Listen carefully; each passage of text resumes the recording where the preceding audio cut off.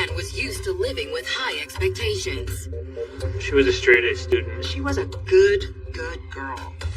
And her parents were determined to keep it that way. It was a solid rule, no boys.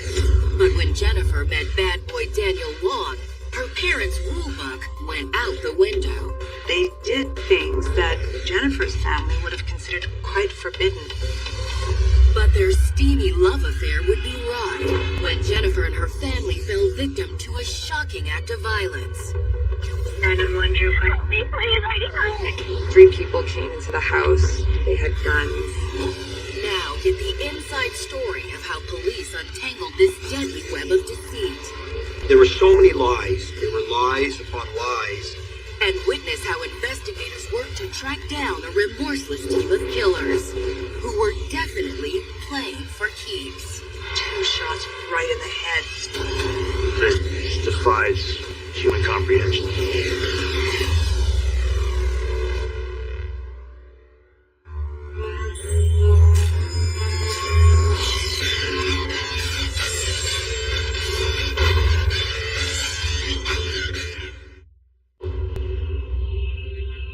November 8th, 2010. It was just after 10:30 p.m. in the usually peaceful town of Markham, Ontario, when emergency operators received an alarming phone call. 911, please, I need calm down. What's going on? The caller identified herself as 24-year-old Jennifer Pan. Jennifer told the dispatcher that she and her parents had just fallen victim to a terrifying home invasion. I heard shots like pops. I don't know what's happening. I'm fine upstairs. And I think my dad went outside and he's screaming. You can hear in her voice just the panic. Jennifer, who the men had tied to a banister upstairs, didn't know what had become of her mother, 53-year-old Big Pan, or her father, 57-year-old Han Pan. She didn't know if they were alive or not. Police rushed to the home on Helen Avenue. Unsure whether or not the gunmen were still there, they carefully entered the Pan home. Inside, they found no sign of the attackers.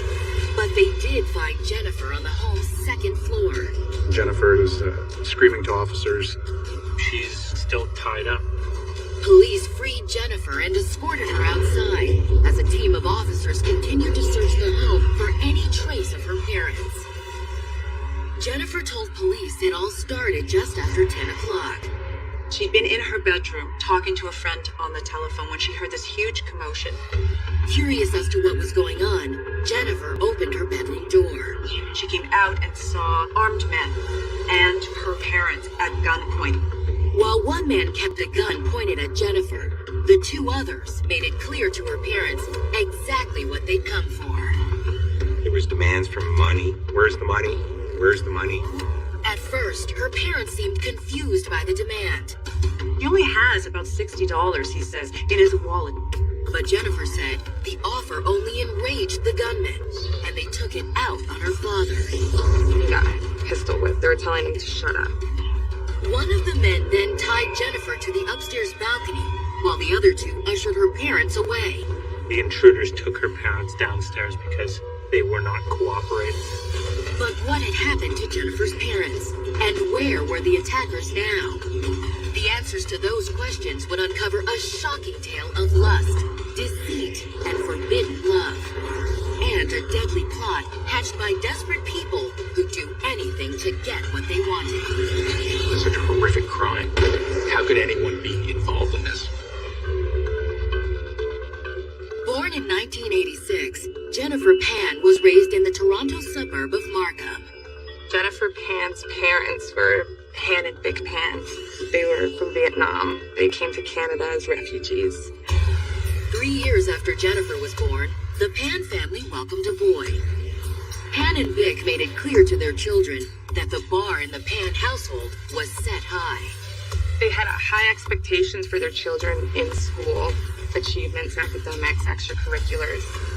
And Jennifer proved early on that she was capable of not only meeting her parents' expectations, but exceeding them. She did well at school. She loved to play the piano. She loved to figure skate. She was a good girl. But once in high school, Jennifer began having interests other than pleasing her parents. She wanted a boyfriend. It was a desire that Han Pan wasn't willing to entertain. He wanted his children being focused only on education. She was not allowed to have any boyfriends. Her parents' dating ban left Jennifer no alternative. If she wanted to flirt with boys, she had to do it during school hours. Pretty and smart, Jennifer found it easy to make male friends among her classmates. But as Jennifer focused more on boys instead of schoolwork, her grades began to suffer, if only slightly. Instead of making straight A's, she began making the occasional B. And while such a slight dip in grades would have gone unnoticed in other households, anything short of perfect was simply unacceptable to Jennifer's parents. She had, average grades, but not as high as her parents would have wanted them. While under her parents' roof, Jennifer was able to discreetly stay in touch with her school friends through emails and texts. But she knew that any further slide in her GPA might provoke her parents into scaling back or shutting off her phone and internet. The fear of being cut off led Jennifer to take a drastic step and began forging new grades. She started copying and pasting her report card. And while the Pans dreamed of their daughter one day being a highly paid professional, Jennifer had other ideas. What she wanted to do was be a piano teacher. Music was like life to her. So when her high school offered a trip to Europe to study music during her junior year, Jennifer begged her parents to let her go. Han and Bick relented. Once there, 16-year-old Jennifer was thrilled with the freedom. Being in Europe and seeing all of the beauty and not having her parents monitoring her every single day was extraordinary on its own. But while visiting Vienna, Jennifer's trip took a terrifying turn when she had a sudden and unexpected asthma attack. She thought she was going to die. That is, until a young man came to her rescue, a handsome senior from her school named Daniel Wong. Cool and composed, Daniel stayed close, gently reminding the terrified girl not to panic and to remain calm until the attack passed. Prince Charming happened to be on hand. Daniel Wong. Born in 1985 to Chinese-Filipino parents, Daniel Wong grew up just 20 minutes away from Jennifer in nearby Scarborough. He's first generation, just like Jennifer Pan. He had a good upbringing.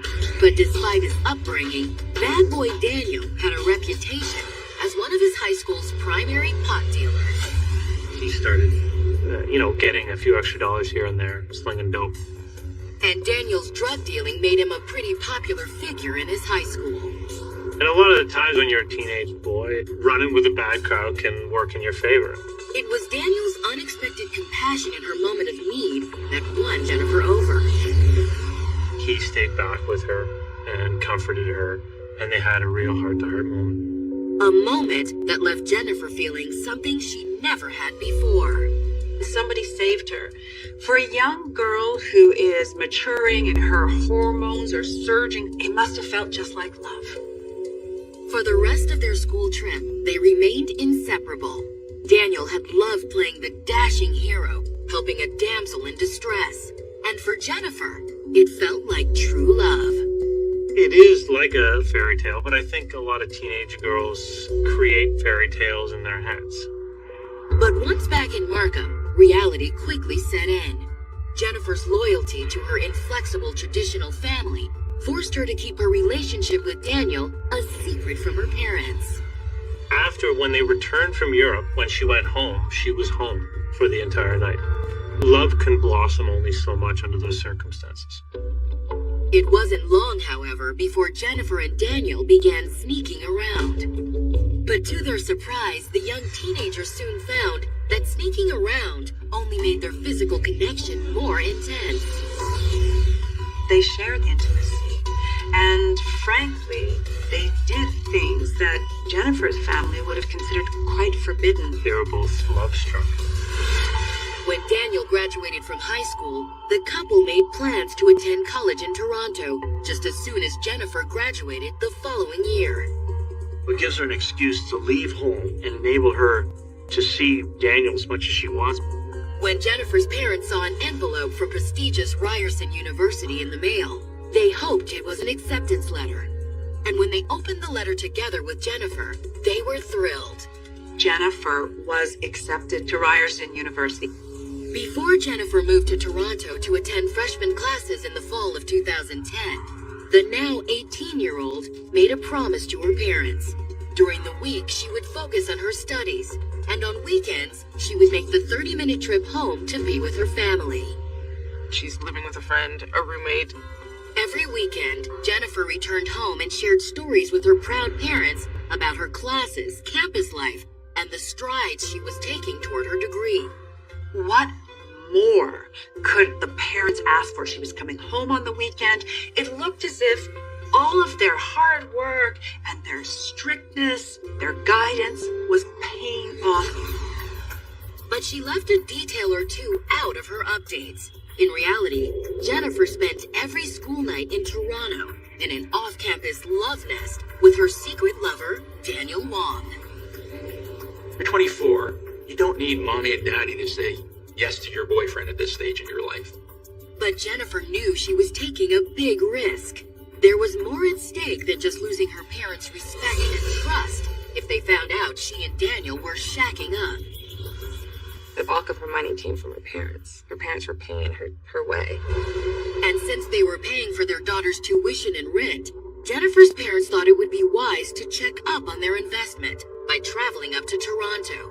But when Jennifer's mom showed up unannounced one day, she saw something shocking. One day, Jennifer's mom came to pick her up in North Toronto and spies Jennifer and Daniel saying goodbye, kissing. Beck reported back to her husband what she had seen, and when Jennifer came home to visit that weekend, her enraged parents demanded that she come clean. Finally, Jennifer admits she has a boyfriend. She's been making time to see Daniel. Han and Bick were furious and laid down an ultimatum. You have to come home and leave this guy. Jennifer knew if she didn't obey her parents' wishes, she would be cut off from the family and their financial support. So she begrudgingly broke things off with Daniel and moved into her parents' home in Markham, where Jennifer's father laid down the law. Until she graduated, Jennifer would commute to and from college and spend her nights under her parents' roof. When she wasn't studying, she would start training in her major by working as a pharmacy technician at a local Walmart. Every waking hour would be accounted for. Jennifer was devastated. Because she had to break up with Daniel, she was heartbroken and depressed that she was given all these restraints at home where she couldn't go out. She was essentially at home all the time. She said she felt like a prisoner. But Jennifer was about to have much bigger problems than a broken heart. Little did her parents know that she was still hiding even more secrets than her recently severed romance with Daniel. And when her web of deceit completely unraveled, the fallout would be both shocking and deadly. Coming up, police make a terrifying discovery. There was an excessive amount of blood. There was blood splatter on the walls. And investigators race to separate truth from fiction. There were so many lies. There were lies upon lies.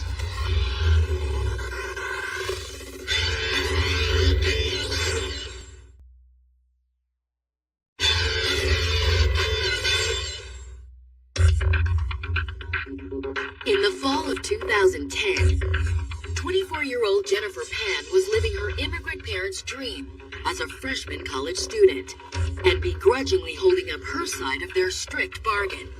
As long as her parents were footing the tuition bills, Jennifer was forbidden from dating. It was a solid rule in the family. No boys.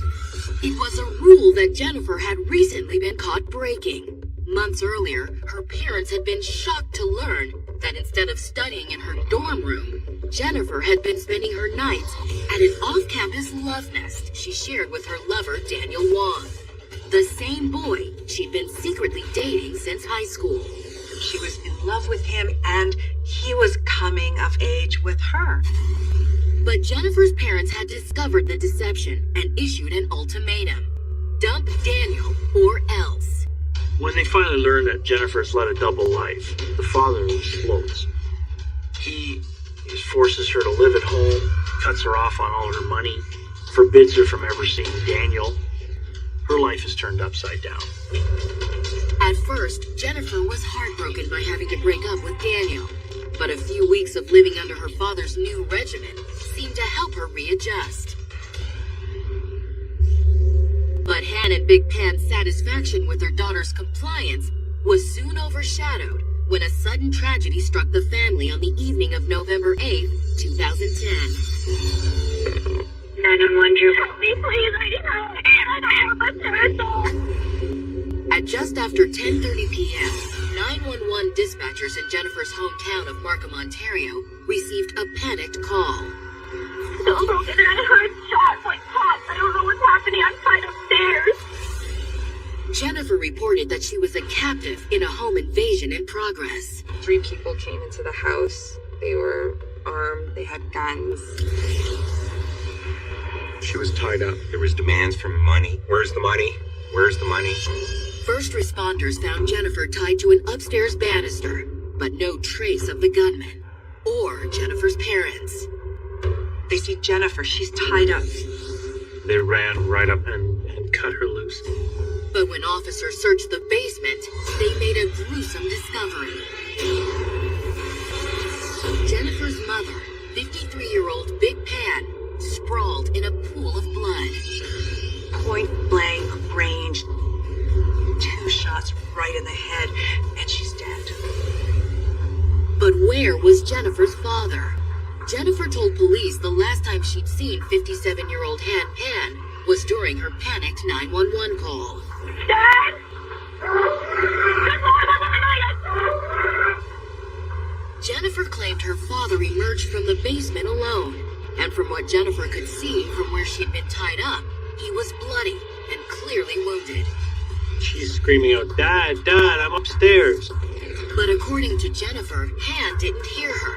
Instead, she helplessly watched her injured father stagger out of their home, and she hadn't seen him since. Investigators immediately searched the neighborhood for Han Pan, and it didn't take them long to find him. Mr. Pan was immediately next door in an open garage of the neighbors. He was shot in the face, in the eye. He was also shot in the shoulder. Miraculously, he's still alive. But just barely. Paramedics quickly rushed him to a nearby hospital. It wasn't clear whether or not he was going to survive. Jennifer was also taken to the hospital for observation. Meanwhile, officers began searching the home for clues. When they took a closer look at Big Pan's body, they made note of a chilling detail. The intruders had wrapped blankets around her head before they shot her. And even though he'd survived the attack, it looked like the killers had attempted to do the same thing with Han Pan. The intruders had forethought, which was, let's put blankets over their head so that the sound is muffled and blood doesn't splatter everywhere, including all over them. To detectives, it was a sign they were dealing with experienced criminals, and had police second-guessing whether this home invasion was really a random armed robbery. People don't just break into homes and shoot the residents. That just doesn't happen. But that wasn't the only clue that had police questioning whether money had been the true motive behind the attack. There were 2 luxury cars left in the garage and not stolen. There was a safe that was untouched. Also untouched was $200 cash inside Vic's purse. They also found her wallet and her purse on the kitchen counter. It was clear there was more to this crime than a simple robbery gone wrong. But what had the killers really been after? Police knew only 2 people who could possibly shed light on that question: Han and Jennifer Pan. But police soon received word that at least one of those people wouldn't be talking anytime soon. Mr. Pan did go into surgery. Following that surgery, he was placed into a medically induced coma. Jennifer Pan, however, had been given the all-clear to be questioned. She was cleared at the hospital, and she returned to the police station. and she gave a statement to the police. Jennifer told police that she'd been in her bedroom talking to a friend on the phone when she heard loud voices downstairs. She'd been in her bedroom talking to a friend on the telephone when she heard this huge commotion. She came out and saw armed men and her parents at gunpoint.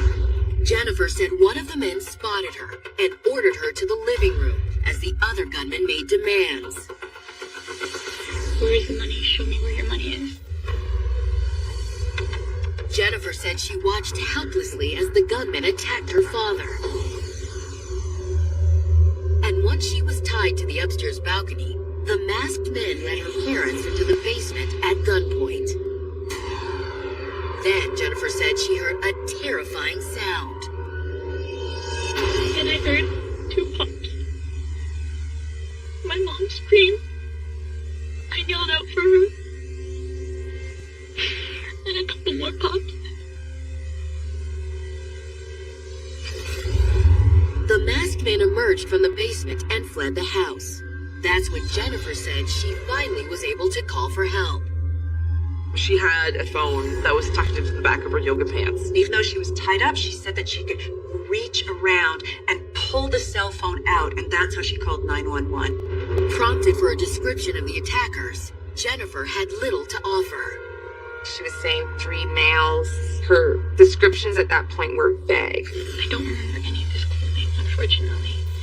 The only thing I can remember was him when he had dreadlocks.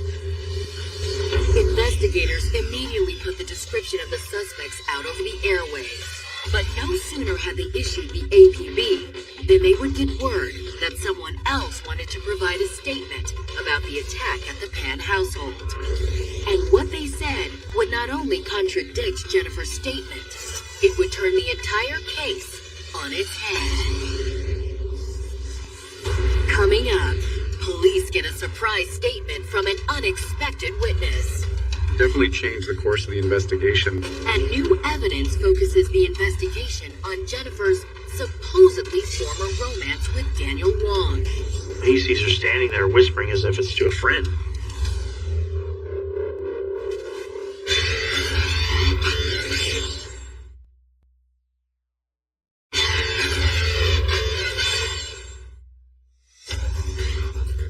By the fall of 2010, 24-year-old Jennifer Pan was a hardworking and committed college student who obeyed her parents' strict mandate forbidding her from dating for as long as they were paying her tuition.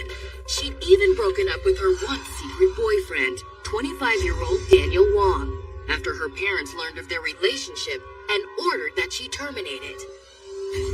When Jennifer got an ultimatum from her parents, making her choose between them and Daniel, on the surface she chose them. She moved on fairly quickly, but at that point other things in her life were also picking up. But tragedy had struck the Pan household on November 8th, when Jennifer and her parents were victims of a brutal home invasion that took a devastating toll. Her mother has been fatally wounded. Mr. Pan, he's been shot in the eye and in the shoulder, but he's not quite dead. Unfortunately, Jennifer hadn't been able to provide much of a description of the home invaders. But detectives soon received an unexpected break when they learned that Jennifer's father, Han, had finally woken up from his medically induced coma. His head is all bandaged up. He's still in a ton of pain. And within a couple hours, police were talking to him. As police listened, Han provided the horrifying details of what had happened in the basement. He has a blanket put over his head, and his wife is executed in front of him. Han Pan was then shot twice, but managed to survive. After being shot, Han said he fainted. Moments later, he regained consciousness, and in a panic, fled to the neighbor's house in search of help. And while most of Han's story lined up with Jennifer's description, Han did reveal a surprising new piece of the puzzle to investigators. The masked attackers weren't strangers. At least, not to Jennifer. She was talking to some of the intruders. They were actually very nice to her. He sees her standing there whispering as if it's to a friend.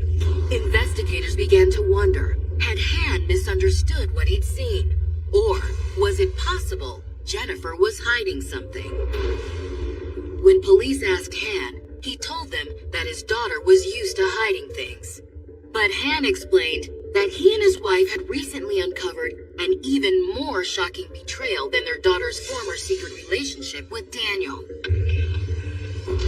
Soon after Jennifer moved back home, Han began to sense she wasn't giving him the whole story of how she was spending her days. With his daughter's credibility already hanging by a thread, Han demanded proof that Jennifer was living up to her part of the deal.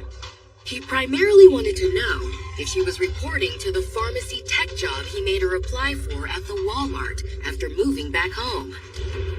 He really wanted just confirmation that she was working. He brought her to the computer and said, log into your online banking and show me the money transfer from Walmart to your bank account. But Jennifer had no bank transfers to show. Tearfully, she admitted to her parents that she had lied to them and had never even applied for the job. And that wasn't all she lied about. Everything starts pouring out. There is no job. Not only is there no job, she didn't go to Ryerson University. Jennifer confessed that she had never attended a single class in Toronto. She wasn't even enrolled. But what about the acceptance letter Jennifer's parents had been so happy about? Han told police that the acceptance letter had been a fake, forged by Jennifer. She had, all these fake report cards and went pre-acceptance into Ryerson. But why would the driven high school grad have had to resort to a forgery? Han told police it was because Jennifer had never applied to college, because she couldn't. Jennifer had never graduated from high school. She had to come clean and say, well, actually, I never even graduated from high school. I was 1 credit short. Jennifer spent $500 to buy a phony diploma. Han and Mick were completely blindsided by Jennifer's deceptions and betrayals. But Han told police that didn't stop them from giving their daughter one final chance to get her life back on track. They said, we'll enroll you in school and we'll pay for it and we'll support you. Her life was to be this tiny circuit of being monitored by her parents and finishing her education. And inside that tiny circuit, Han made it clear there would be no room for Daniel Wong. He's told her that if she wanted to be with Daniel, then she would have to wait until he was dead. According to Han, Jennifer accepted the offer. She registered for classes and began college for real this time. But what made him most happy was that more than a year after she moved home, there was still no sign of Daniel Wong re-entering his daughter's life. He felt like he had his family back. But investigators couldn't help but wonder, was it possible that while Jennifer had been playing by Han's rules, could Daniel Wong have been crafting a deadly plan to get rid of the one obstacle that stood between him and Jennifer being together? I think Daniel Wong still had feelings for her. Investigators immediately tracked Daniel down at work and brought him in for questioning. The 25-year-old quickly admitted that his history with Jennifer's parents was complicated. He articulated that the parents never liked him. They never liked the relationship. A relationship Daniel insisted had come to an end, with Han's final ultimatum. It was no longer a boyfriend-girlfriend relationship. Our parents didn't want us to be, our family didn't want us to be together. And I respected that decision and I moved on. Therefore, Daniel insisted he had no reason whatsoever to attack the Pans. And he claimed he could prove it. Daniel Wong was at Boston Pizza working, counting inventory the night of the murder. Daniel's alibi checked out, which left police no choice but to let him go and admit they were back at square one. There was 3 unknown suspects. That's really all there is. But little did investigators know that this case was about to heat back up and take off in a whole new direction. A direction that would bring new leads, introduce new suspects, and uncover more deadly secrets.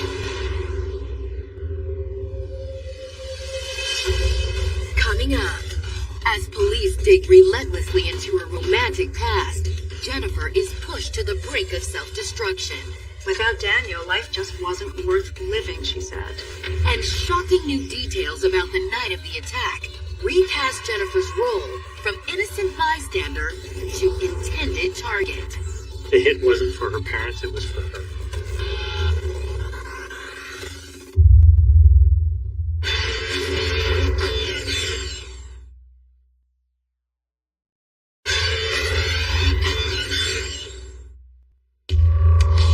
By the fall of 2010, detectives in Markham, Ontario had just discovered that 24-year-old Jennifer Pan had been carrying on an obsessive and secret romance with 25-year-old Daniel Wong behind her parents' backs.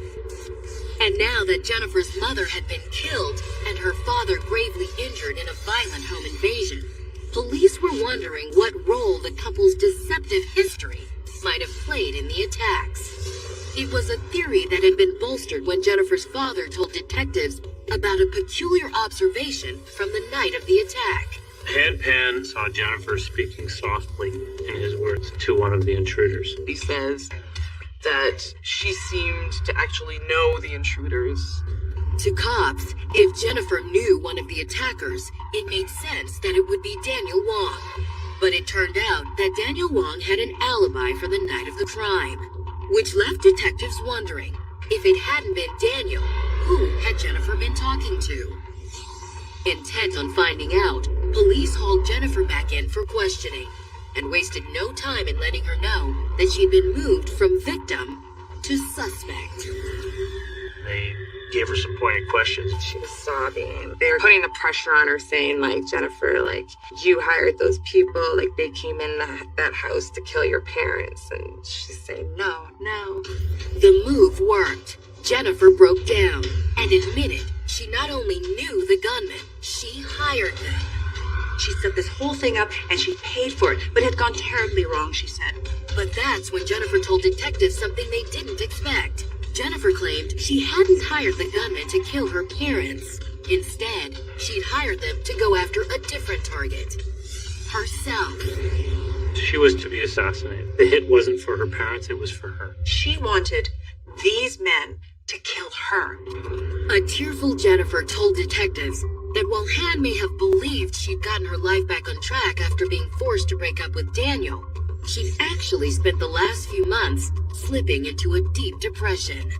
She'd been exposed as a liar and a thief. She had absolutely no education, hadn't even finished high school. As far as she was concerned, she was the walking dead. She just needed somebody to kill her. She was never going to live up to her parents' standards, and because of that, she felt that there was no reason to keep on living. And while confronting her failures had been painful, there was something else that pushed her from depression to suicidal. She learned that her beloved ex-boyfriend, Daniel Wong, had moved on. Daniel Wong had moved on before the murder, at least a year before, with a new girlfriend. Jennifer believed that was the end of her life. Without Daniel, life just wasn't worth living, she said. Jennifer wanted to die, but she didn't want to further shame her parents with suicide. So she came up with a unique solution. She hired someone to come kill her so that it would look like she was murdered. Through a friend, Jennifer said she found a man downtown who claimed he could arrange the hit. The man went by the name Homeboy, and Jennifer only spoke to him over the phone. Homeboy told Jennifer that he could have her killed by 3 gunmen in a staged home invasion. Jennifer said they then agreed on a price of $2,000 and scheduled the hit for the night of November 8th. When that night finally arrived, Jennifer did her part to set the plan in motion. By her own admission, she unlocked the door to let the intruders in. But Jennifer said as she waited for her assassins to arrive, it wasn't long before she began to have second thoughts. She says that she decided to call off the suicide plan. Jennifer said she reached out to Homeboy to cancel the job. But just after 10 p.m. that night, the gunman showed up anyway. It seemed that despite her cancellation, the hitmen still wanted to get paid. They asked, "Where's the money? We want money." Jennifer told police she handed over $2,000, not only the agreed-upon upon price, but all the money she had. But she claimed the gunmen weren't satisfied. They told her they wanted more, at least $10,000. It was money that Jennifer told the men she didn't have. That angered the hitmen, and to show their dismay, they shot both her parents before fleeing the house. She never intended for her parents to be murdered. Jennifer's confession certainly caught detectives off guard and left them with several questions. For starters, who was the homeboy character that had arranged the hit? According to Jennifer, she'd only been given his nickname and a phone number. But in the chaos since the shooting, she'd forgotten the number and could only recall 3 of the digits.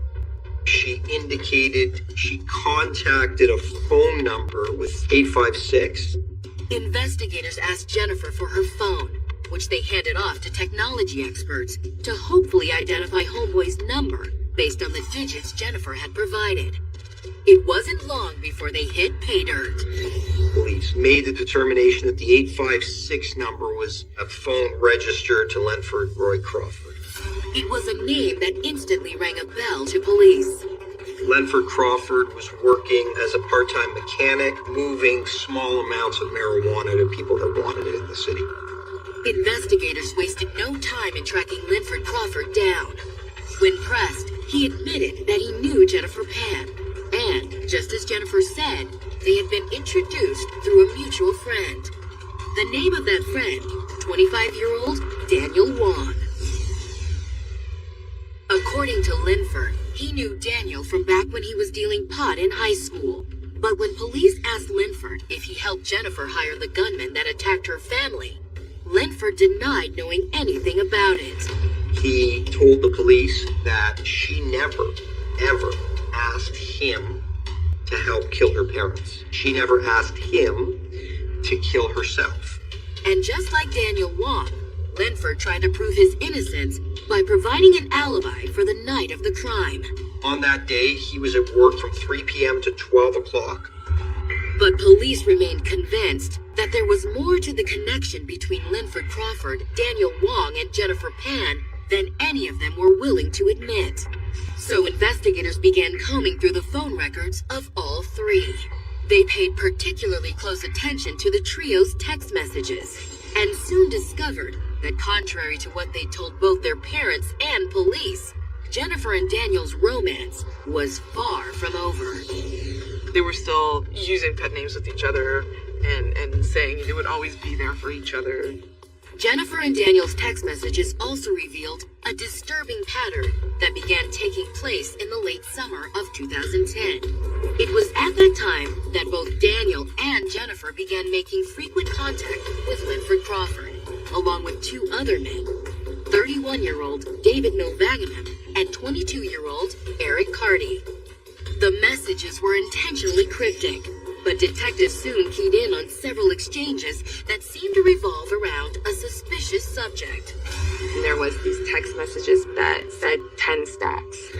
Their urban street language expert said they were talking about a $10,000 payment for the murder of 2 people. There was one text message, if you do both, 10 for you. So 5,000 for Big Pan, 5,000 for Hand Pan. To police, it was physical proof that Jennifer and Daniel had hired Linford Crawford to contract out the double murder of Jennifer's parents. Linford then hired the hitmen to commit the crime. Eric Carty and David Mulvagnan and an unknown person were the ones who perpetrated the murder. Following the discovery of the text messages, police placed Jennifer Pan, Daniel Wong, and Linford Crawford under arrest, along with Eric Carty and David Milvaginam. All 5 faced the same list of charges. First-degree murder related to Big Pan and the attempted murder of Hand Pan. Prosecutors felt they had more than enough evidence to convict all 5 conspirators. But if Jennifer and Daniel had proved anything, it was that they both had a talent for hiding the truth, and the true depths of their deception had yet to be seen. Coming up, Jennifer Pan's murder trial begins with a shocking revelation. She could collect $500,000. But would it be enough to sway a jury.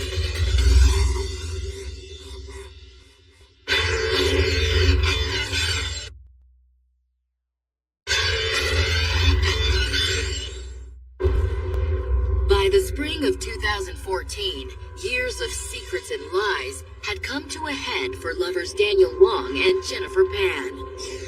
The pair was charged with planning the murder and attempted murder of Jennifer's parents, Pan and Vic, along with alleged conspirators Lenford Crawford, Eric Carty, and David Milvaginum. So everybody's facing the same charge. It's first-degree murder, attempted murder. As for motive, police believe that Jennifer and Daniel had planned the murders because her father, Han, had forbidden Jennifer from seeing Daniel. Her father gave her an ultimatum. You can go off and be with Daniel, but you can never come back. Jennifer took her father's threats as literal, I guess. You know, if I can't be with him until you're dead, then I'm gonna kill you. Prosecutors decided to try Jennifer, Daniel, Linford, and David at the same time. And as proceedings began on March 19th, 2014, prosecutors revealed that while Jennifer may have been desperate to be with Daniel, there was something else she also desired. The motive of the murders was twofold. One, so that Jennifer Pan could continue her relationship with Daniel Wong, and secondly, so she could collect her inheritance. She could collect $500,000, live comfortably with her boyfriend. It was a stunning accusation, and one the defense tried to combat by calling Jennifer herself to testify. From the witness stand, Jennifer stuck by the story she'd given police. She'd hired the hitman to come in to make it look like a home invasion and kill her. And then it went terribly wrong. But would the jury believe her? On December 13th, the jury came back with the same verdict for Jennifer and all three of her co-defendants. They were all found guilty of first-degree murder and attempted murder. They were all sentenced to life in prison without parole for 25 years on both charges. While the sentence put an official end to Jennifer and Daniel's web of lies, it didn't make the brazen nature of their crimes easier to accept. You have a daughter orchestrating the murder of her own parents for love and for money. That defies human comprehension. But what is easily understandable is that Jennifer's dream of being with Daniel will never come true. She's now facing at least 25 years in jail. And she won't be serving it with Daniel Wong.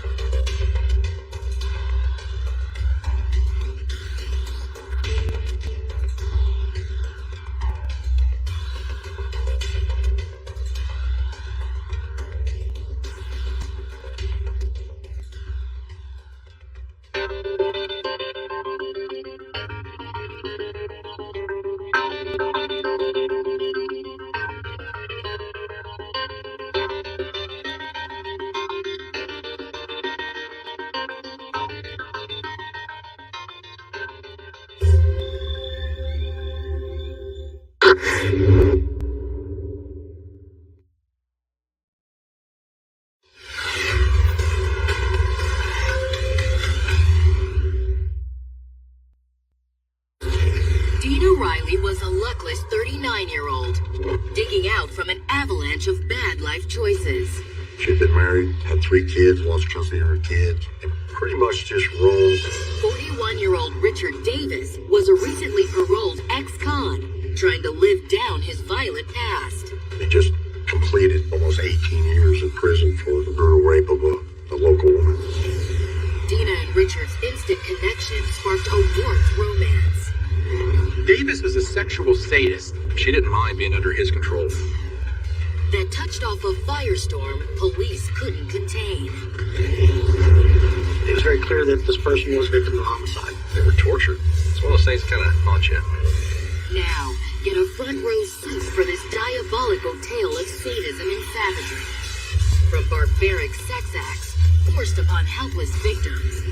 The way he looked at me It's not human. I don't know how to describe it. And graphic stuff films almost too horrifying to be believed. They couldn't comprehend that human beings could do that and videotape it and enjoy it. All the way to a race against the clock to stop rampaging sex criminals from cruelly destroying more lives. At that point in the investigation, we did think they might be serial killers. How do people get this sick that they go to this level to prey on someone?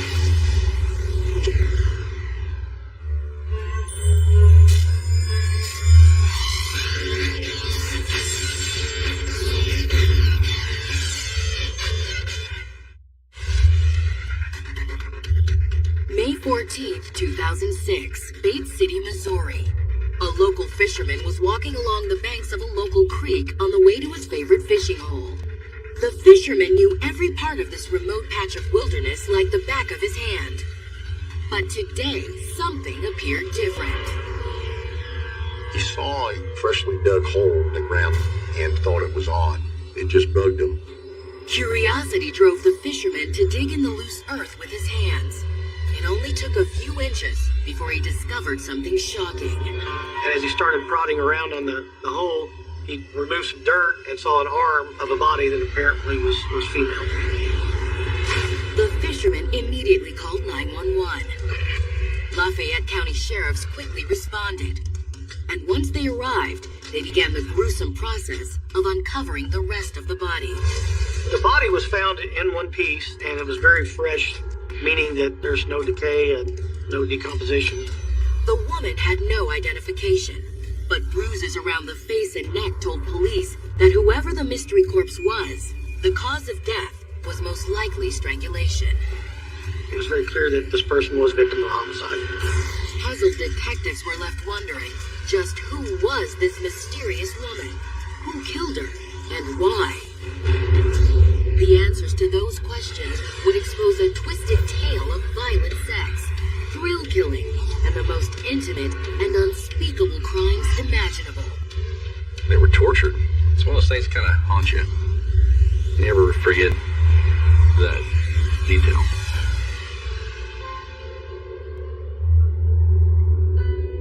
Independence, Missouri hosted the start of the Great Western Pioneer Migration. The town was also the starting point for Dina Riley's luckless and troubled life journey. Dina Riley is an individual who is just oozing and dripping with insecurity and low self-esteem. Growing up, Dina was plagued by a profound and deeply unshakable sense of inadequacy. Despite a loving and stable home life, she never felt good enough. In her senior year of high school, Dina finally found someone that made her feel worthwhile. Robert Riley. Robert seemed to accept Dina for who she was, not for who he expected her to be. She felt comfortable around him enough to relax and not judge herself harshly. Soon after graduation, Dina and Robert tied the knot. Not long after that, they were blessed with 3 children. But marriage and motherhood couldn't drown out Dina's powerful self-hatred. Most days, the pressures of being a mom felt overwhelming, and she interpreted anything Robert said or did as a criticism. Dina began leaving the house for weeks at a time, hoping to find someone or something that could give her pleasure and a sense of self-worth. What she found was meth. Methamphetamine is highly addictive. It's more addictive than marijuana, cocaine, and heroin. Meth's dizzying, manic high filled the void that her life had become. In 1990, Dina's addiction drove Robert away. After 7 years and 3 kids together, her marriage ended in divorce. And when Robert assumed sole custody of their children, it broke Dina's heart. Her life became a losing battle against despair. She struggled after divorce. She struggled to get clean, stay clean, get a job, keep a job, have a place to live, that type of thing. Unmarried, childless, and rootless, Dina careened from job to job, high to high, and man to man. Each new relationship proved more abusive than the last. She struggled after divorce to get clean, stay clean, get a job, keep a job. By her late 20s, Dina had even fallen into prostitution to pay for her out-of-control drug habit. It's not at all unusual for a meth addict to be just obsessed with getting meth and using meth all day long. The lifestyle is very commonly one of prostitution, of stealing, of anything just to get more drugs. In the drug community, it's very prevalent that sex is a bartering tool. That they'll use sex for drugs, sex for a place to stay. And it's very prevalent. It's sad. It's a lot of lost souls out there when they go through that. Each new day seemed to be more desperate and degrading than the last. It was as if Dina was trying to prove she was as worthless as she always had felt deep down. She was pretty much a floater. That was pretty much her lifestyle. All that changed in the fall of 2005 when Dina took a job at a local factory. The now 39-year-old struggling addict still hoped that somehow this new job would help her turn her life around. And it was there that she met a 41-year-old co-worker named Richard Davis. From the moment she and Richard laid eyes on each other, Dina knew something clicked and thought maybe they could help each other. Like Dina, Richard grew up in Kansas City. Dina's childhood had been a losing battle with low self-esteem. But for Richard, growing up was a horrific nightmare. Richard had a violent, upbringing. His father was very abusive. At age 6, young Richard's world was shattered by divorce. Even worse, Richard suffered appalling, intimate physical abuse at the hands of a family member. By age 12, the profoundly traumatized boy was running away from home, and the daily reality of his home life drove young Richard into an early downward spiral of petty crime. Davis was into crime since he was a child. He was involved in stealing and breaking into different places. Richard also developed an insatiable need to push boundaries in another way. Years of childhood abuse laid the foundation for an abnormal fixation on violent and dangerous sexual activity. The boy raised on abuse and perversion became a man whose only pleasure was the absolute control and degradation of his partners. Davis was a sexual sadist. Sadism is the infliction of pain on someone else. Everybody's got their own definition of normal sex, and Richard's was way out there. What gave him pleasure would probably make you or I feel nauseated. At first, Richard was able to satisfy his brutal craving with women who also enjoyed a combination of cruelty and intimacy. But the one-sided rough sex Richard sought was beyond what most women could endure. Before long, mere willing partners couldn't satisfy his need to inflict pain. In 1987, Richard was accused of brutally raping a young woman at knife point. Davis said the rape was consensual, but that's very, very difficult to believe since there was a knife involved holding it to the victim's throat. The shocking evidence proved so overwhelming that Richard pled guilty, and the presiding judge saw to it that he stayed off the street for almost 2 decades. He was arrested in his early 20s and did 17, 18 years in prison. When he was released on parole in 2005, Richard vowed to turn over a new leaf. He's an articulate person, and when he went before the parole board, they thought he would be a good parolee. He said all the right things to them. Richard was true to his word. The ex-con rented a second-floor apartment in Kansas City, began attending church, and found a job at a local factory. And it was at work that Richard met Dina. With their dark pasts, the two lost souls had a lot in common. Richard was relieved to find in Dina a woman who wouldn't judge him. Most women, when you hear that a guy you meet served 18 years for a violent rape, would just immediately run. But not Dina Riley. She was enamored of Davis. To Dina, Richard's criminal past made him a battle-scarred man. Unlike the other men in Dina's life, Richard was intelligent, kind to her, and charming. For Riley, if this is really the first time she was with somebody of this caliber, she just thought he was a prized package. Once they became a couple, their mutual physical attraction only underscored how much they completed each other. She, I think, was very insecure. Along comes this wonderful guy who's going to take care of her, Richard recognized how fragile Dina really was. Looking after her gave his life a new purpose. I knew he really loved her because he felt kind of lost without her. The two moved in together, and for a while it seemed like they might help each other turn their lives around. Richard knew he couldn't hide his addiction to rough sex, but Dina's years of doing anything for meth had left her with a high tolerance for degradation. That threshold for physical and emotional pain morphed into a willing surrender to extreme acts of intimacy in her new lover's bed. She was looking for someone to accept her. She didn't mind being under his control. She finally had something, even though it was dysfunctional. And it's a situation where she didn't want to lose his stability. Letting Richard do anything he wanted to her felt like the ultimate expression of trust. For too long, she'd been subjected to abuse from men solely on their terms. Surrendering to Richard felt like the antidote.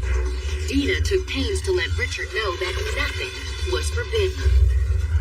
By day, the two lost souls worked together to stay on the straight and narrow. And at night, behind closed doors, their kinky sex life bound them together even tighter. With Dina, Richard was able to confess his most closely guarded sexual craving. He wanted her to join him in a rough S&M threesome. And Richard's dream three-way had a twist. He wanted to record it on video. To his delight, Dina loved the idea. About 50% of all sexual sadists actually videotape their sexual encounters. They want to be a star in their own movie. But the couple had no way of knowing that bringing a third person into their private world of hardcore S&M would change their lives forever. From the moment Dina said yes to a threesome, their hard-won happiness was living on borrowed time. Coming up, startling evidence gives police a glimpse inside the mind of a killer. The evidence shows that this person, you're dealing with a different type of criminal, a different type of murderer. And police receive some unexpected help from someone who believes she was groomed to be the next victim. I told them how I met somebody that asked me to help him kill people.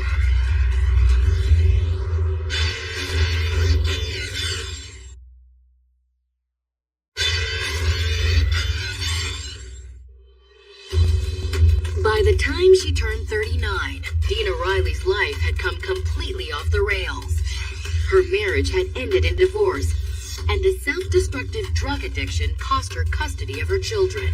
Dina's life became an unending cycle of drugs, dead-end jobs, and drifting from one abusive relationship to the next. She'd been married, lost custody of her kid, and pretty much just roamed, flopping at places. But when Dina met a charming ex-con named Richard Davis, she thought she'd found a perfect match. Richard didn't judge Dina, and his acceptance made her feel more whole than any man she ever met. Never mind that he had his own addiction to violent, sadomasochistic sex. What gave him pleasure would probably make you or I feel nauseated. Richard's sexual appetite had nothing to do with consensual S&M and bondage, and everything to do with violent, full-contact beatings and the roughest sex possible. Richard's ultimate high was that to be able to control a person and make them do what he wanted them to do, and use them with no meaning, to dehumanize them, to use them as a simple sex toy. Their relationship quickly veered into obsession as the new lady in Richard's life proved more than willing to help him fulfill his darkest desires. Dina was so willing that by the spring of 2006, Richard finally felt comfortable confiding the details of his ultimate fantasy. But at the same time in Bates City, Missouri, police were learning about a far more brutal reality. The body of a young woman had recently been found buried alongside a creek bed. While strangulation marks on the anonymous woman's throat told police how she died, nothing else at the scene offered any indication of who killed and buried her. And it was clear that her killer had taken care to cover his tracks. Usually, when a homicide's committed on someone, they leave a little blood here and there was no blood. It was all clean. Autopsy results showed traces of bleach on the woman's skin. And that told police that the killer had taken great pains to leave nothing behind. A wash clean body indicates to me that the person was trying to conceal their involvement or any DNA. It would also indicate that this person had some very good planning in the part of disposal of the body. Nevertheless, the corpse's condition was itself a lucky break. The victim's fingerprints provided police a name: 41-year-old Kansas City resident, Marcia Spicer. When we have a homicide like this, the first thing is to run the fingerprints and hope they're in the system somewhere. And that's basically what happened. Marcia was a kind of a street person and had contact with law enforcement before, and that's the reason why she was in the fingerprint system. Marcia's family was devastated by the news of her death. Her daughter Betty told police that her wayward mom had gone missing earlier on the day her body was discovered. Me and my mom were pretty close. I was trying to call her back because we were supposed to get together for the weekend and I couldn't get a hold of her. They asked me if I knew anybody that might want to hurt my mom, and I didn't know anyone because, my mom was really nice and she was just like a really fun person to be around. But the family also told police that lately Marcia had fallen on hard times. A difficult long-term relationship left her divorced, emotionally scarred, and living on the streets. Once you lose those responsibilities and you don't have them to rely on you, nothing matters. You just live day to day doing what you do. When detectives pressed Marcia's broken-hearted daughter for details about her mom's personal life, they learned that Marcia had been living near Skid Row with her latest boyfriend, Willis, a man Marcia's daughter said she barely knew.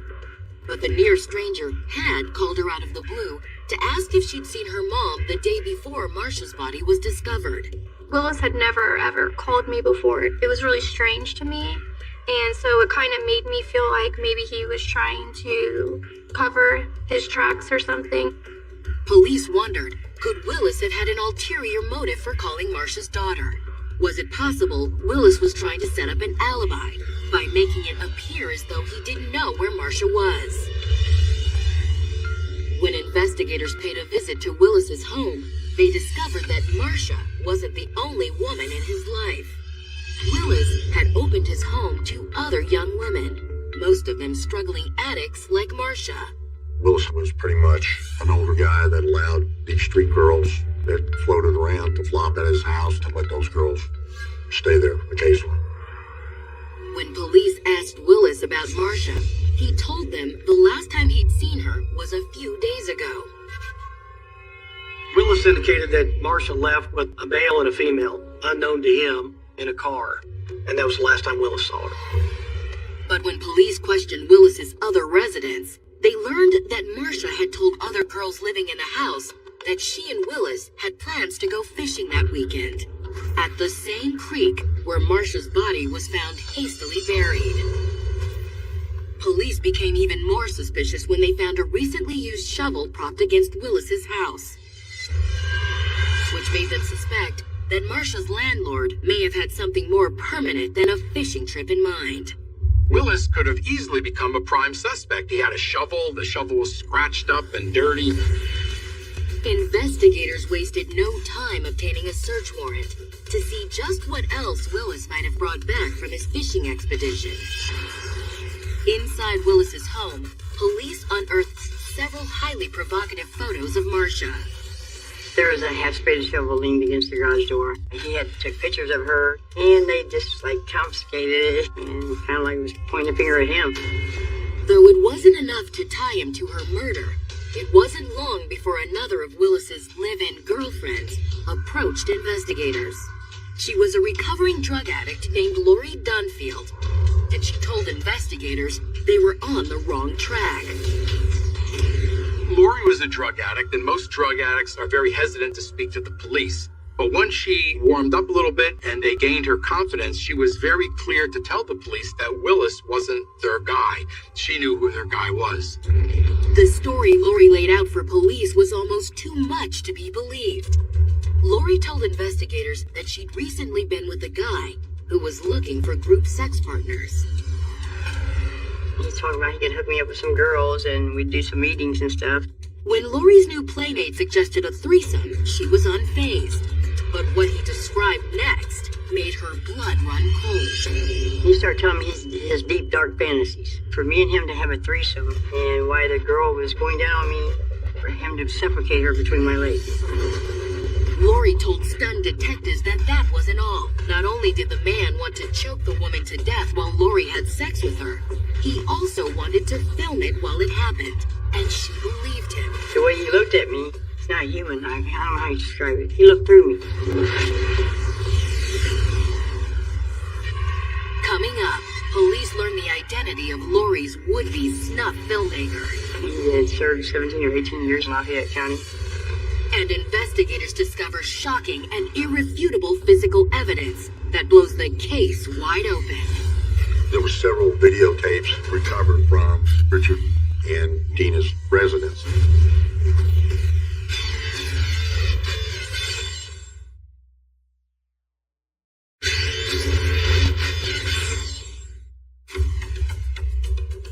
From the moment they met at a factory job in Kansas City, Dina Riley and Richard Davis seemed made for each other. Dina was looking for a relationship that recast the pain and abuse she'd experienced in past couplings as a form of commitment. And Richard was a sexual sadist on the prowl for a woman who would slavishly enable his darkest desires. That relationship was crazy from the get-go. You take a person and is under the will of somebody who is a control freak, you've got a mixture for trouble. But as law enforcement was about to discover, the already very kinky couple had taken their manic and violent sex life to a whole new level. On May 14th, 2006, Lafayette County Police had uncovered the buried and strangled body of Kansas City resident Marcia Spicer in a hole next to a local creek. When questioned by police, Marcia's broken-hearted daughter revealed that her mother had recently fallen on hard times. The last her daughter knew, Marcia was living in a dilapidated flop house with a man named Willis. Willis was pretty much an older guy that allowed these street girls that floated around to flop at his house. But while detectives aimed their focus on Willis, a former drug addict named Lori Dunfield came forward with the name of the man she said killed Marcia. And it wasn't Willis. Instead, Lori told police they should be looking at a 41-year-old ex-con named Richard Davis. Lori said that sometime in February or March, she spoke to this person on the phone, and they arranged to meet at his apartment. Lori explained that her drug addiction had evolved into an increasingly kinky sex addiction. Talking through these feelings with Richard made her feel like they were on the same page, at least at first. Lori Dunfield stated when she got to the apartment, he put in a videotape of him and two other women having sex in a threesome. Richard told Lori that he wanted to make a sex tape sequel with her, but with one major difference. Richard's ultimate fantasy was to end the menage a trois by strangling the second woman to death while Lori was having sex with her. And he wanted to do it on camera. Basically, what he had told Lori Dunfield is that he wanted to have sex with the two girls and have Lori Dunfield specifically help him suffocate that person by choking. He's talking about killing people, you know, and he just told me he'd been in jail for 18 years, you know what I mean? Lori told stunned detectives that the look in Richard's eyes confirmed he was serious, and that if she didn't humor the would-be sex murderer's depraved fantasy, she'd never make it out of his house alive. Why do? Because I didn't want to get killed. The way he looked at me, it's not human. I don't know how you describe it. He looked through me. Even for seasoned homicide cops, Lori's harrowing story about Richard and his snuff film fantasy was almost too bizarre to be believed. Except for one important detail. Before Lori had left Richard's home, She said she asked him how he intended to get away with murder. I knew he wasn't playing, so I came back with how we gonna get rid of the bodies. And he said we would soak them in water, bleach water or whatever, and get them out. Richard's plan to dispose of his victim's body immediately caught detectives' attention, especially since Marcia Spicer's body had also been soaked in bleach to remove DNA evidence. And when detectives discovered Richard Davis had a history of violent sexual assault, he quickly jumped to the top of the suspect list. That would be the type of a person that would have a motive for this type of killing. Investigators decided to pay Richard Davis a surprise visit. And when the 41-year-old ex-con answered the front door, his nervous behavior told police they were in the right place. While speaking to Richard Davis, he would not make eye contact with him. He just kept his head down like that, and he was twiddling something in his hand. My gut instinct was something's not right here on this conversation. Officers informed Richard they were investigating a murder, but when they asked him for an on-the-record interview and to give them permission to look around his home, Richard refused. Richard Davis wanted an attorney and wasn't going to say anything to the police. The person that wants to work with you on an investigation wants to open everything up and say, hey, look, it's not me. And when they don't do that, it makes us think, okay, we've got the right person here. While Richard phoned his lawyer, detectives waited in his living room. No sooner had Richard left detectives' company than his girlfriend Dina Riley walked into the room. Asked by police what she knew about her boyfriend, Dina freely admitted to being privy to Richard's violent past. But Richard, she told police, was a changed man. As far as the alleged victim, Dina claimed that neither she nor Richard had ever heard of her. Dina Riley denied knowing anybody by the name of Marcia Spicer.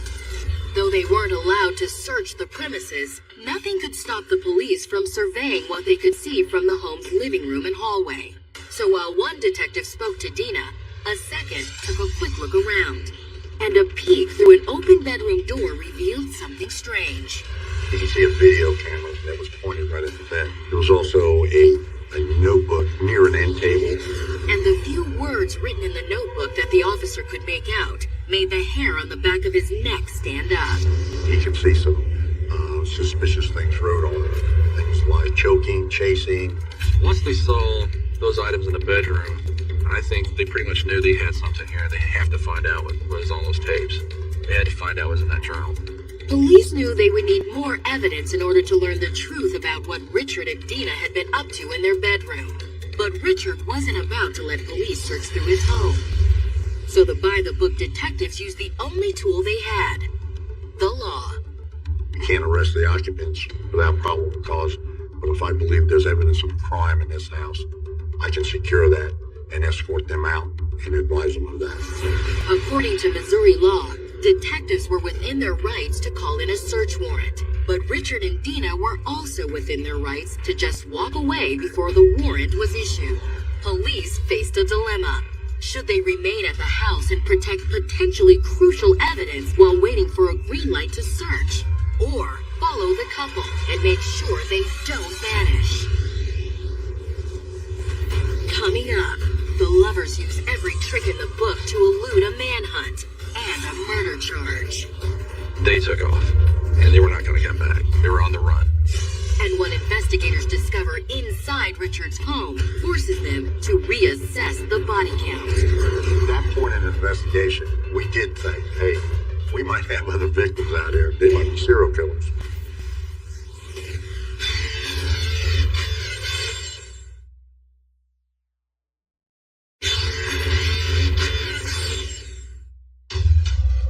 Dina Riley was a 39-year-old lost soul looking for love in all the wrong places. In 2005, she fell under the spell of the ultimate Mr. Wrong, a charming career criminal and sadistic sex addict named Richard Davis. Dina Riley was attached to Richard Davis. There was an emotional attachment, basically a symbiotic attachment. Richard became Dina's guide through a netherworld of rough sex, domination, and homemade video porn. But in the spring of 2006, the body of Kansas City resident Marcia Spicer was found soaked in bleach and buried in a shallow grave outside Bates City, Missouri. A wash clean body indicates to me that the person had some very good planning and it wasn't their first incident. And a series of tips focused the police investigation down to just two suspects, Richard Davis and Dina Riley.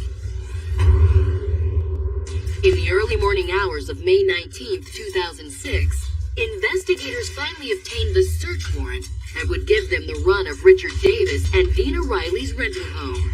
But in the time it took for the paperwork to process, the couple had vanished. As soon as they were interviewed, they took off, and they were not going to come back. While Lafayette County Police issued an APB, detectives began searching Richard's home. And it didn't take long for them to discover shocking evidence linking Richard and Dina to the brutal slaying of Marcia Spicer. They found a journal where he documented some of the activities he did with these girls. He'd write down his fantasies in the journal and then would do what it took to live those fantasies out. To detectives, Richard's journal was a deeply disturbing window into the mind of a deviant sex criminal who took erotic pleasure in the slow, cruel snuffing out of human life. Richard Davis's basic desire was to strangle his victim. He wanted to get up close and personal. And the journal was just the beginning. When police began viewing Richard's video collection, they realized Richard had been writing the script for a real-life torture show, with himself and Dina as the stars. When cops pressed play on the tape labeled Marcia, the screen filled with images of Richard and Dina torturing and raping Marcia Spicer. They had a gag in her mouth, and she was crying. Dina would slap her, tell her to stop crying. And then she took on hours and hours of sexual torture. I don't know what the right word for that is, other than sadistic. And they were feeding off of each other. It was just a feeding frenzy. They had this planned out. That's what they wanted to do. As the tape unspooled, even the most seasoned investigators had to fight the urge to turn away. Marcia didn't die quickly. It wasn't just strangulation and you're dead within a minute or two. This was a protracted, long, drawn-out, torturous, brutal murder. But the very worst, the most shocking moment was yet to come. Dina Riley sat on Marcia Spicer in a sexual way and smothered her until she quit moving. Once she quit moving, they both turned around, looked at each other in the eyes, and kissed. They're very sick people. They have no care for human life. To kiss over the top of the body they just killed. I think that the fact that their lives were so out of control, that was the only control they had in their life, was being able to control whether somebody else lives or dies. You look at something like that, you just get a single purpose mission. You want to go get him. You want to go get him so he can face that justice. And as they brought in Richard and Dina to answer for their crime, investigators had to endure one more shock. When they put in another tape, police discovered another torture and murder scenario being enacted for the camera, starring another helpless victim. Dina Riley and Richard Davis were doing unspeakable things to the victim while she was incapacitated. And at the end of that tape, she was killed. At that point in the investigation, we did think, hey, we might have other victims out there. They might be serial killers. Is there just one or two? Is there three or four? How long has this been going on? And how far is this going to go back? Investigators scoured the tape for any clue of the identity of the second victim. But repeatedly playing back the scene failed to reveal more than the anonymous woman's degradation and suffering. It was completely apparent they'd lost their humanity, that they had no regard for this other person. And it was all about their sexual gratification. And nothing else existed. They dehumanized themselves so much. How a woman could watch another woman be tortured in that way, how she could sit back and watch someone else be abused, I don't understand. Then, finally, police got a break. When a photo of the victim was circulated to law enforcement statewide, a patrol officer recognized the unidentified face from a recent missing persons report. I do remember one of the officers coming in and saying, that girl looks familiar. I've got a girl that was reported missing month or two ago. The missing girl was Michelle Huff Ricci, a local woman in her mid-30s. Michelle's family told police the woman had taken a walk a couple of weeks before, but she never returned. Channel 9 here in Kansas City ran a story about Richard Davis and Dina Riley and Marcia Spicer, and they put a photo up, and I was shocked. It was Michelle. I knew it was her. I could tell. Realizing that they now may have a pair of serial killers on the loose, investigators doubled their efforts to close the net on Richard and Dina. When you see people that start running, it makes you very concerned of how many more victims you're going to have and what they're going to do and where they're going. Days passed with no sign of either of the killers, and no tips that might put police on their trail.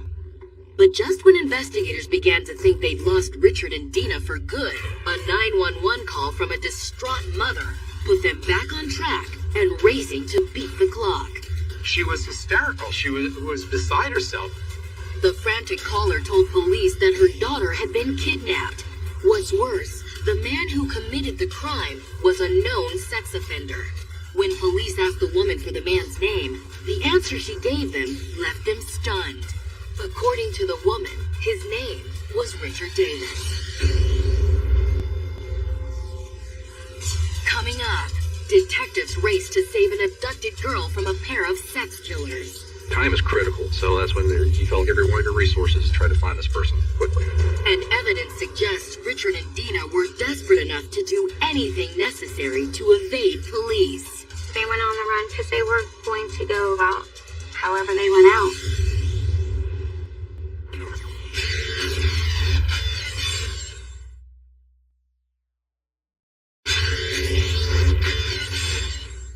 When Dina Riley met Richard Davis, she knew instantly she'd found her soulmate. And to prove the depths of her love, she readily agreed to help her violent, sadistic lover realize his darkest sexual desires. Richard Davis was a sexual sadist. He doesn't want to inflict pain on the person. He wants to control and dominate every aspect of the person. Things he wanted to do and the things that Dina participated in, just pure evil. With appallingly graphic videos depicting 2 sexually explicit torture murders in evidence, police were on the couple's trail. On May 25th, just days after Richard and Dina had gone on the run, a frantic woman called police. The woman told them that an ex-con she knew had arrived unexpectedly at her home, asking to be put up for the night. Richard and Dina were on the run and spent the night there. In the morning, she realized the man had abducted her daughter.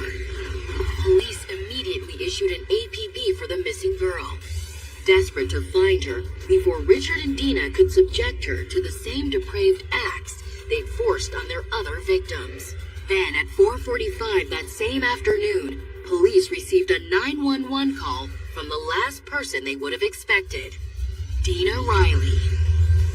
It turned out that Dina, Richard, and their captive had been in a car accident. They were driving recklessly. I guess they took a bunch of drugs, and then they wrecked into a ditch. And then they called 911. But their car wreck was no accident. After the kidnapping, Richard and Dina had decided that they only had one means of escape left: death. They took a bunch of pills, and they're going to kill themselves. They're going to wreck the truck and kill themselves. When the car wreck didn't end up killing them as planned, Dina had decided to call 911.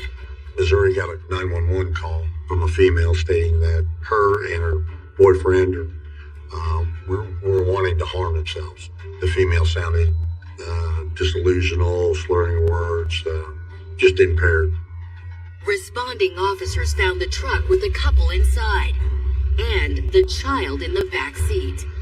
Despite the car accident, at first it looked like she had no immediate signs of physical injury. But a subsequent medical exam revealed the unthinkable. She had been molested. It's one of those things that kind of haunt you. You never forget that detail. Richard and Dina were arrested. Their charges read like a map of hell. First-degree murder, first-degree rape, forcible rape, sodomy, and kidnapping. Richard's attorneys argued that years of abuse had warped their client's psyche. But prosecutors weren't buying it. He wants to tell everybody that he wasn't in his right mind. It's not true. He was in his right mind. He was in his right mind the day he picked me up and asked me to help kill people. The jury agreed. In August of 2008, they found Richard Davis guilty on all charges. And guilty verdicts on the murder counts landed Richard the ultimate penalty. The verdict they gave was guilty on 17 accounts, and they gave him the death penalty. When it came time for her trial, Dina pled guilty. But she insisted that she was racked with remorse for the part she played in both women's deaths. But anyone who'd seen Dina's expression of pleasure on the tape knew that she was a willing participant.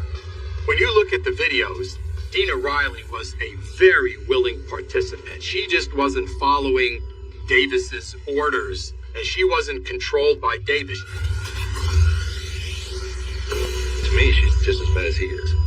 Dina Riley was sentenced to 9 consecutive life sentences and 239 years in prison without the possibility of parole. But for the families of Marcia Spicer and Michelle Ricci, the convictions didn't lessen the loss of their loved ones or dull the pain of knowing how much they endured before they died.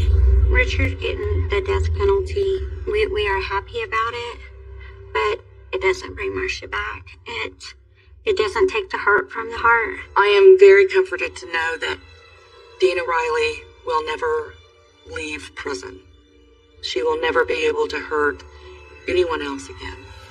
And for the investigators who were forced to watch Dina Riley and Richard Davis's snuff films, nothing would ever be the same. A lot of them struggled with it. In fact, a couple officers retired because of it. They couldn't comprehend that human beings could do that to other human beings and videotape it and enjoy it.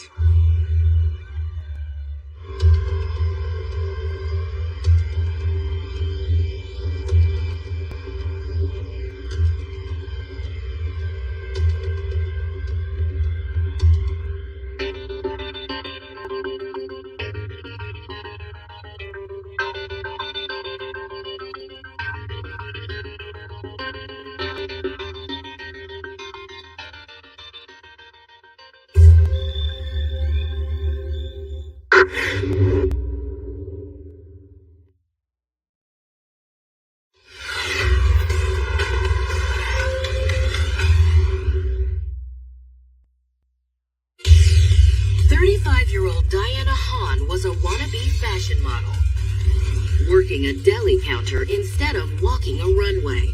Her dreams are really not going anywhere. 36-year-old Michael Daly wouldn't grow up or take no for an answer. He pretty much always got what he wanted. From their first smoldering glance, they couldn't keep their hands off each other. Before long, they were making out in the stock room. It's, whoa, combustible. But their fiery love affair would soon lead to a horrifying crime. The horribly mutilated body. The head is nearly severed. It's all kinds of broken bones. Now get the inside story of this haunting tale of abduction and revenge. And learn how a collision of desires became a roadmap for murder. Yeah, trains colliding. It's like the perfect storm of two kinds of crazy.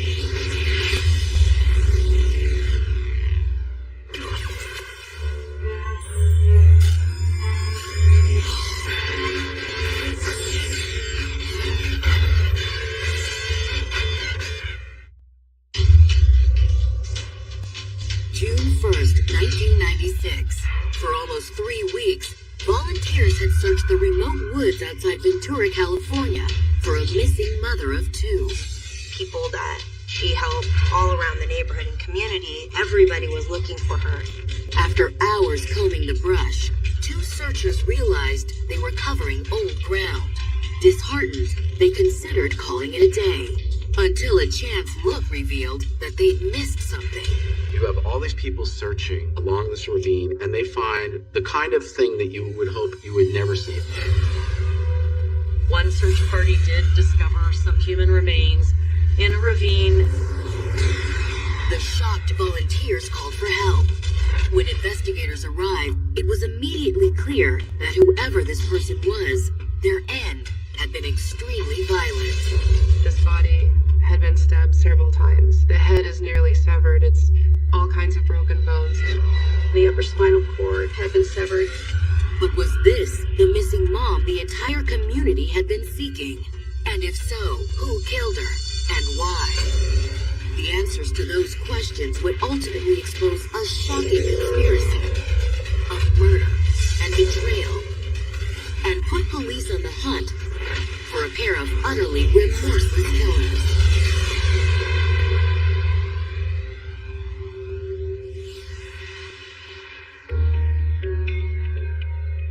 Located in Ventura County, Port Hueneme, California is renowned for its thriving beach scene.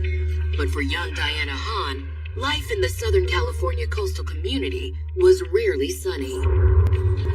Diana was raised in a loving household by her Japanese mother and Caucasian father. But into her teens, she struggled with her self-esteem, making her an outsider among her classmates. She grew up with, stereotypical blonde California girls, and she was, dark hair and always different. She was a lonely child, not a lot of friends.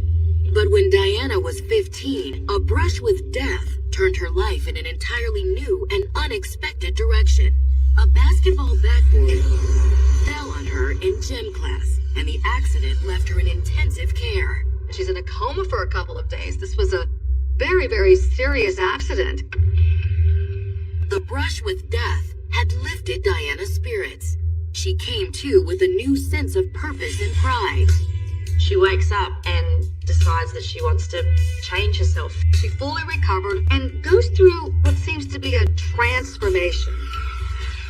In the months after the accident, Diana worked hard to bring her outward appearance into line with her new inward resolve. She becomes more lively, more extroverted. It's kind of like the ugly duckling story. And now she's this really hot chick. Diana's engaging new persona earned her a seat alongside the popular girls, and a new look ensured she was rarely without a date. But Diana had her eye on a bigger prize than a shot at homecoming queen. Diana, like so many young women in Southern California, has ambitions of becoming a big model. Right off the bat, Diana booked print work. Her portfolio soon showcased the natural ability to transform that had helped make her so popular at school. She was like a chameleon, looking one way one day and something entirely different the next. Diana felt she had no limits. She was determined to take the world by storm. After graduating from high school, Diana enrolled at Oxnard College. Her positive attitude put her on the dean's list 2 semesters in a row. But proving herself in school was less important than her making waves in the modeling world. Unfortunately, after a few preliminary successes, Diana discovered that neither her looks nor her ambition made her stand out from Southern California's thousands of pretty model wannabes. It's a tough business. It's a lot tougher for her than she thought. Into her 20s, Diana booked sporadic print and fashion jobs, while increasingly supplementing her income doing less glamorous day jobs.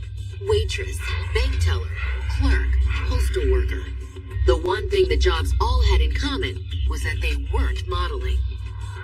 By the time she was 32, Diana had to admit to herself that her fantasy career was just that. Her dreams in this industry are really not going anywhere. She's working odd jobs, really sort of floating around in outer space. In December of 1993, Diana took a job behind the deli counter at a local supermarket. While her looks may not have attracted modeling agents, Diana still got plenty of attention from customers and co-workers, especially from her manager, Michael Daly, who would change Diana's life in ways she'd never imagined.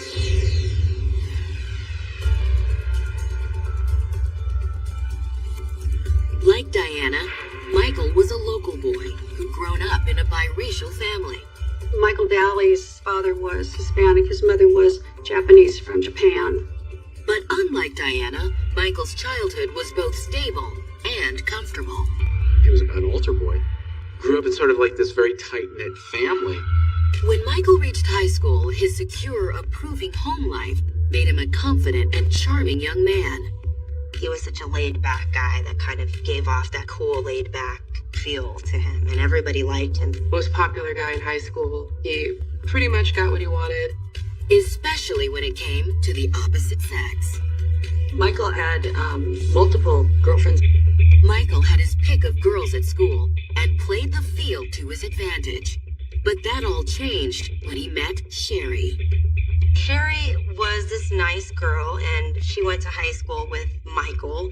She was quiet, kind of shy, very sweet, very good, kind-hearted person. Sherry's quiet, vulnerable personality awakened a protective instinct in Michael. He and Sherry became inseparable. They began living together, and eventually they got married. In 1988, after nearly a decade together, Sherry gave birth to a son, and 2 years later, she and Michael welcomed a second son. With 2 hungry mouths to feed, Michael got on the management track at the local supermarket in order to help support his growing family. By all outward appearances, the perfect suburban-style life. But maintaining that perfect SoCal status proved expensive. With each passing day, the couple struggled to get by. The Dalys were always just living from paycheck to paycheck. A daily grind and pressure of being the family's sole provider began to get the best of Michael. And despite his job and responsibilities, inside Michael was the same boy for whom everything had come so easily. Increasingly, Michael fantasized about a riskier, edgier, more gratifying existence. He wanted some danger, some excitement, something taboo. Behind the facade was a man desperately seeking fantasy. And fantasy was just what Michael found when Diana Hahn answered a supermarket job listing in December of 1993. Michael hired Diana and thought she was quite attractive and flirted with her. Diana enjoyed Michael's attention, but seeing how Michael was married, she didn't really expect their workplace flirtation to go anywhere. He was a manager and was married and had 2 kids, so it didn't seem like a threat. But through their superficial flirting, the co-workers found genuine common ground. He and Diana shared the same ethnic background, as both of them were half Japanese. They felt a bond because of their heritage. There was this attraction. There was this chemistry. And as their flirtation ramped up, they found it harder to ignore a deep, mutual physical desire. Within days of meeting, they gave in to temptation. They start fooling around. Before long, they were making out in the staff room. Workplace makeout sessions and stolen kisses paved the way to a deeper connection between the couple. There was just this abject unhappiness and emptiness in both of their lives, and when they meet, it's, whoa, combustible. They were having a very serious, romantic, physical relationship. The couple continued to see each other secretly over the next 6 months. But it wasn't long before Diana grew sick of having to meet in secret, and Michael was tired of lying to his wife. And in the summer of 1995, he told Sherry that he was in love with his coworker and wanted to be with Diana 24/7. He wants to move in with her. Michael goes to Sherry and basically says, I need some time off. I need some time to myself. I need some time to think. But Michael had no intention of spending that time alone. Michael immediately moved right into Diana's apartment. When not scorching the sheets in Diana's bedroom, the couple spent every night out on the town. 35-year-old Michael now had a second chance to live free from the responsibility of a marriage he found boring. In Michael's eyes, Diana finally saw the adoration she'd always craved. And in his hands, she found ecstasy. They're just having lots of sex and partying it up. But it wasn't long before the financial strain of supporting both his children and non-stop good times with his hot girlfriend stretched Michael's meager paychecks beyond their limits. He's spending all his money on this affair. It's starting to build up and he's getting overwhelmed. He wasn't going to be able to afford to pay child support to Sherry and set up a new life with Diana. The mounting bills were a wake-up call, bringing him back to real life. Michael packed his suitcase and went back with his wife and children. Michael moved back home. He had sort of seen the error of his ways living with Diana and wanted to come back to his children and to Sherry. Diana was heartbroken. Being with Michael had made Diana feel wanted and desired. Now that he discarded her, she realized that the future she'd envisioned with Michael was just another in a long line of shattered dreams. She would be feeling quite disappointed, lonely, sad that her dreams hadn't worked out. Despite their powerful connection, Diana and Michael's passionate love affair had come to a halt. Sherry had her disgraced husband back, and Diana needed to move on. But Michael's reunion with his family would be short-lived. Soon he, Diana, and Sherry would be swept up into an investigation that would change their lives forever. Coming up, Michael's wife Sherry mysteriously vanishes. Police find this minivan unlocked with the keys still in the ignition, and Sherry's not there and nowhere to be found. But could Sherry's disappearance mean that Michael isn't the only one in their marriage with something to hide? Apparently, the undercover cop arrested Sherry and took her away. Sherry turned around, put her hands behind her back, and in fact was seen being handcuffed.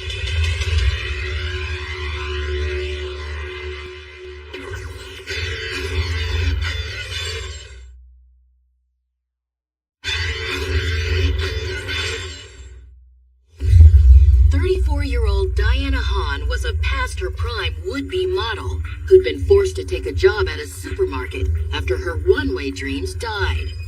But even in a hairnet, Diana could still turn heads. And it hadn't been long before she'd drawn the attention of her married boss, 35-year-old Michael Daly.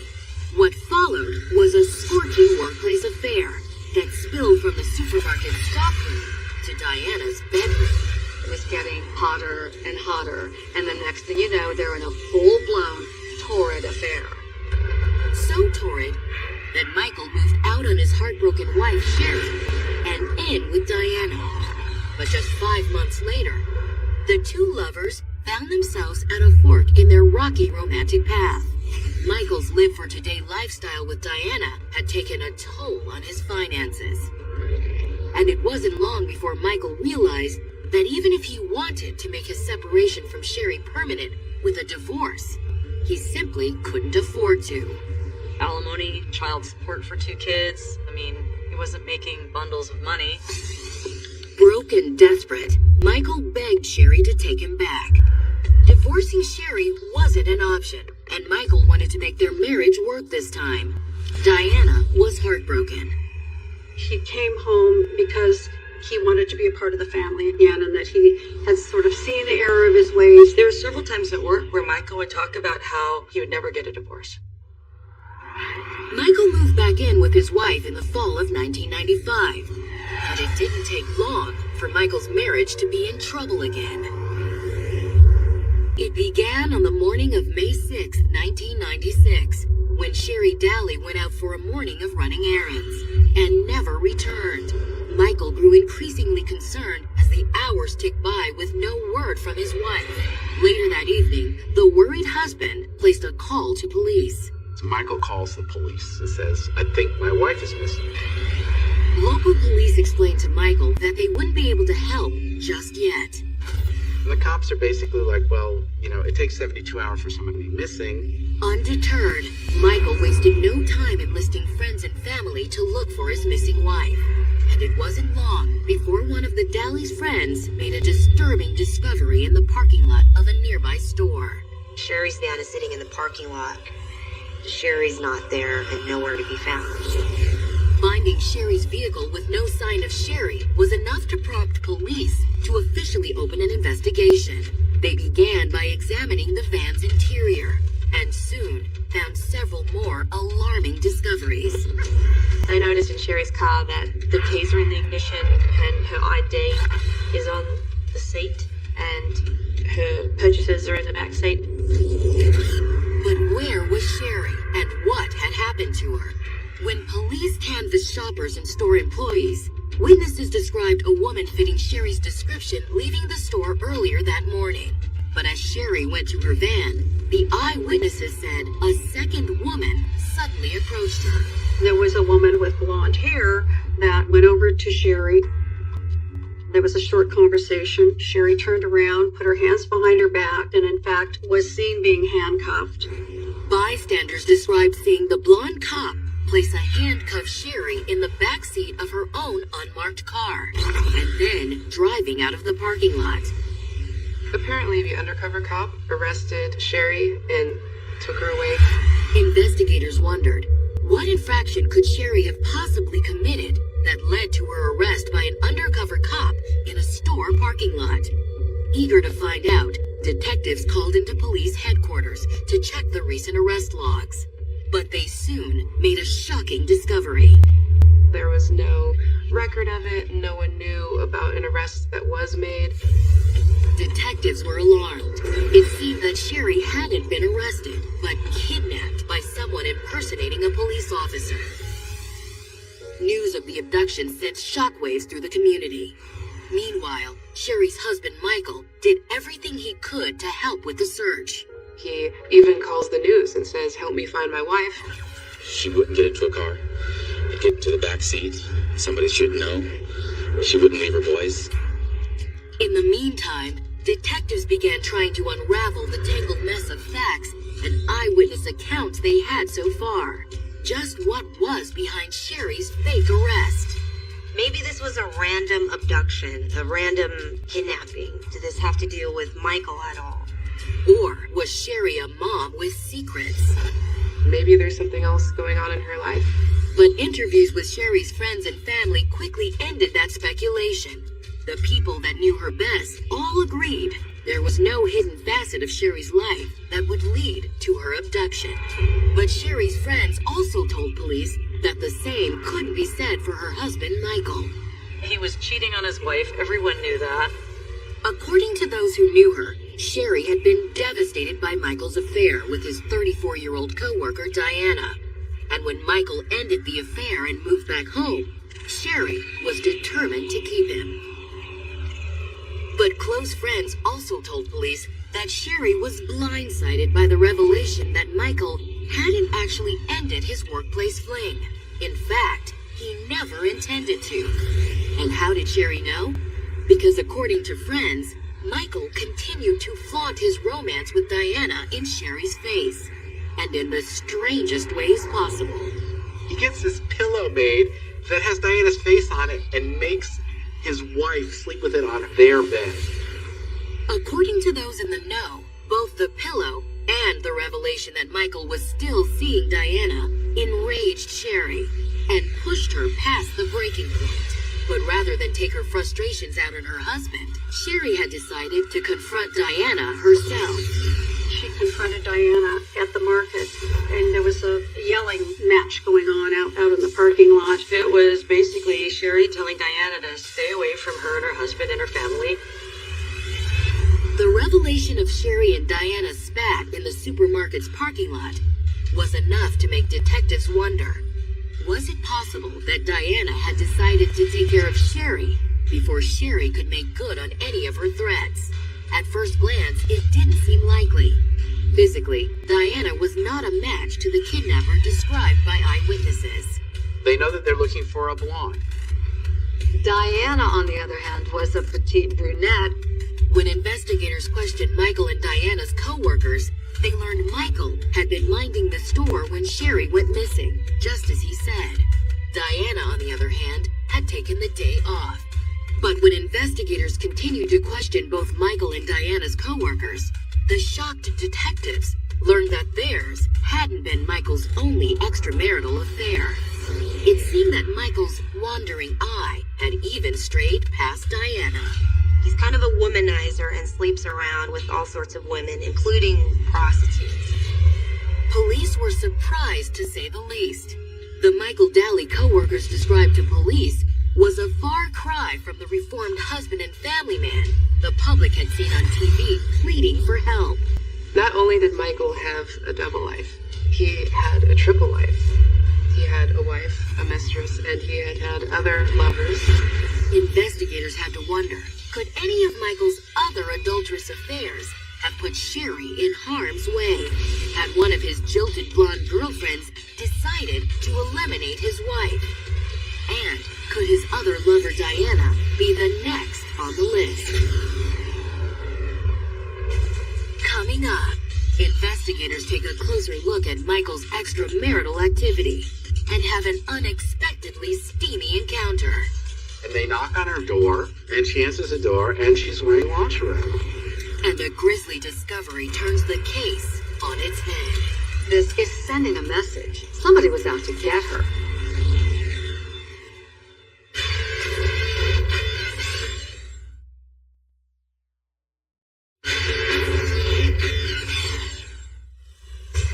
When police responded to a call from concerned husband Michael Daly, they found the family's van empty and Michael's wife Sherry missing. The keys are in the ignition, and her ID is on the seat, and her purchases are in the back. Eyewitness accounts describe a blonde woman impersonating a cop and arresting Sherry. Further investigation revealed Michael at the center of a love triangle, which also involved his workplace girlfriend, Diana Hahn. Sherry confronted Diana at the market, and there was a yelling match going on out in the parking lot. When police interviewed Diana, they realized that the petite brunette didn't match the eyewitness description for a blonde perpetrator.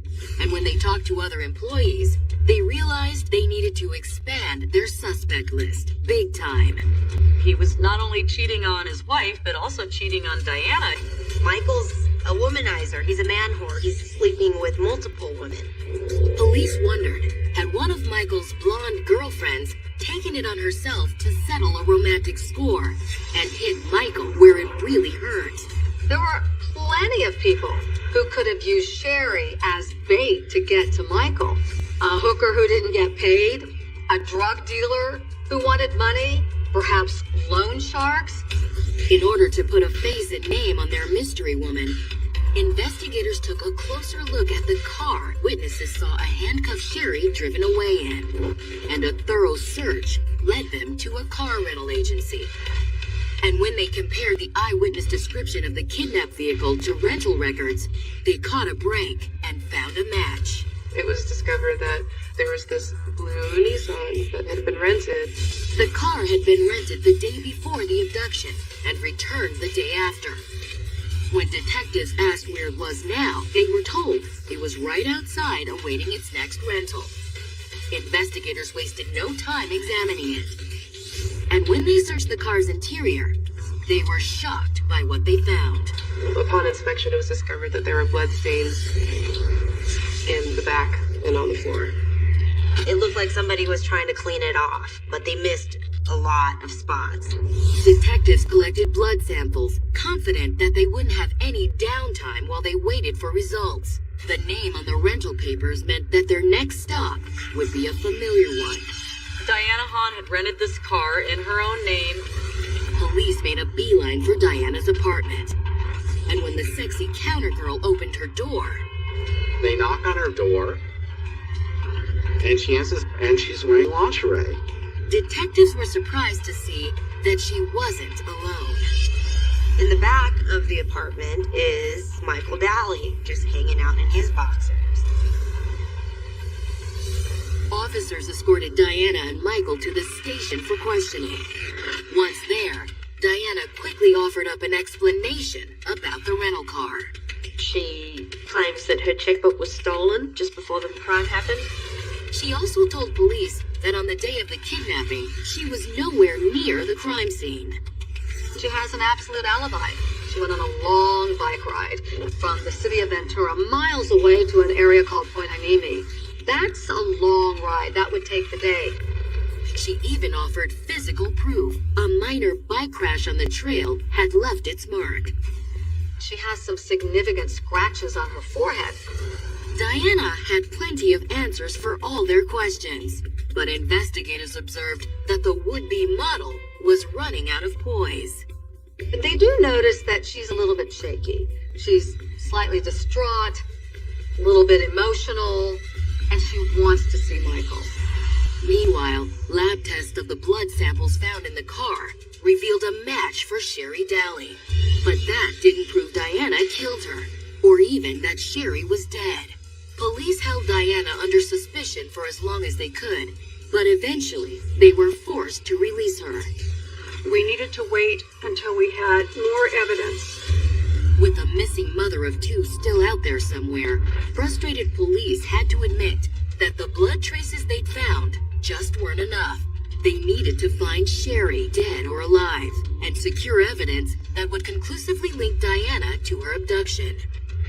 At the same time, police resolved not to give up the cause.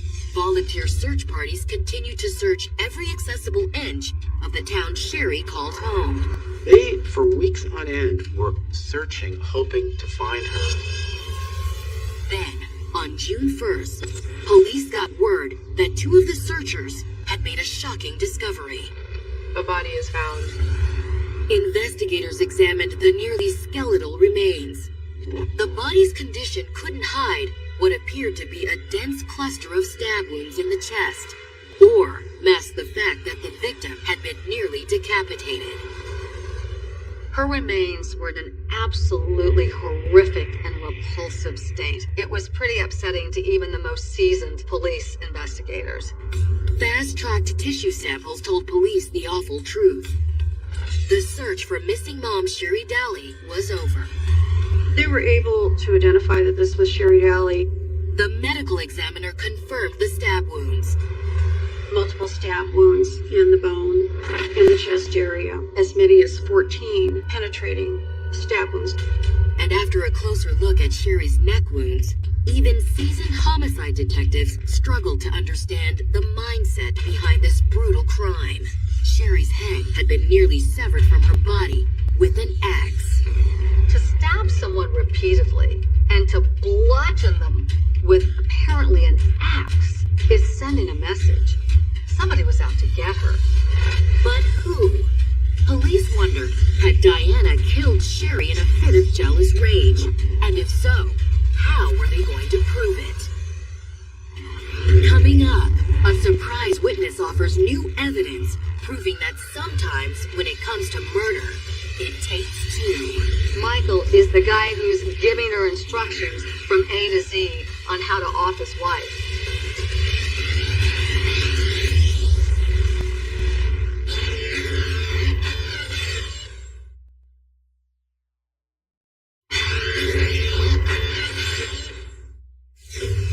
For 2 years, wannabe model Diana Hahn and married dad Michael Daly had been on-again, off-again lovers.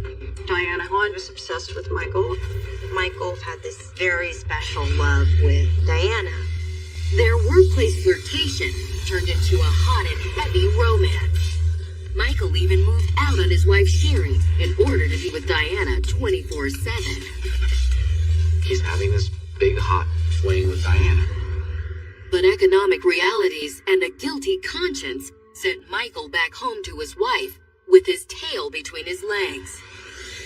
When the unthinkable happened and Sherry was abducted, Michael led the civilian charge to find his wife. He even calls the news and says, "Help me find my wife." But over the course of the investigation into Sherry's puzzling disappearance, police learned that the father of two wasn't just cheating on Sherry, he was also cheating on Diana. Once Diana Hahn realizes that Michael has been two-timing her, running around with prostitutes. An eyewitness description of the kidnapped vehicle led detectives to a car with traces of blood in it, rented in Diana's name. When police paid a call on Diana about the car, they made another surprising discovery. Michael's widely wandering eye didn't seem to bother his mistress one bit. After Sherry was missing, when the police went over there, she answered the door in her nightie, and Michael was standing behind her in his underwear. Police questioned Diana about the vehicle, but she insisted that her checkbook had been stolen, and someone else must have rented the car using her name. She also said she'd been miles away on a bike ride when Sherry was abducted. A minor injury she sustained during the ride was proof. She has some significant scratches on her forehead. Then, in a remote woods, volunteer searchers unearthed a badly decomposed corpse. The medical examiner had confirmed that it was Sherry and that she died of very unnatural causes. Multiple stab wounds and a series of axe blows to the neck that left her nearly decapitated. Once Sherry Dolly's body is found, horrifically hacked up and mutilated, there's no question this is a murder. In an effort to trace the stolen checkbook to whomever had last used it, police looked at the other purchases it was used for in the days leading up to the murder. We got search warrants for Diana Hahn's bank records. In the last few days before Sherry's abduction, checks from Diana's account had been written to local department stores.